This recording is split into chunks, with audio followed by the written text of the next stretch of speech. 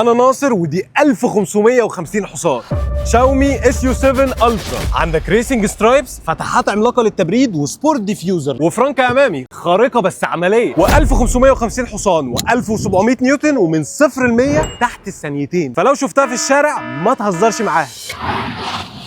وبتشحن 70% في 15 دقيقة بس. انت متأكد من الكلام؟ 11 دقيقة. 11 دقيقة. عندك اكتيف ايروداينامكس في اوتو بوتيك، الظهر اللي كل الناس هتشوفه، وسبويلر عملاق من الكربون فايبر. عندك هيد اب ديسبلاي، كاميرا عشان تراقب انتباهك، دريكسيون الكانتارا في كربون فايبر، درايف مود سيلكتور، ولو دوست ستارت الشاشة هتتشقلب. عندك بانوراما كبير جدا، اتوسخ من المطر، سماعات في الكراسي اللي فيها تسخين وتبريد، حزمة صفراء، الكانتارا في كل حتة في العربية، الشاشة سريعة جدا، 2 شاحن وايرلس، كونسول كربون فايبر، مساحة تخزين هنا وواحدة كمان هنا. عندك مكان للشاشات، كربون فايبر في الكراسي وفي مخارج التكييف، والمساحه عملاقه. والمفاجاه لو دوست هنا هيبقى عندك ثلاجه. عندك اير سسبنشن، جنوط الوي، وكربون سيراميك بريكس عشان توقف ال 1500 حصان. كل العربيات الرياضيه والفخمه في اوتو بوتيك، وما تنساش تعمل فولو.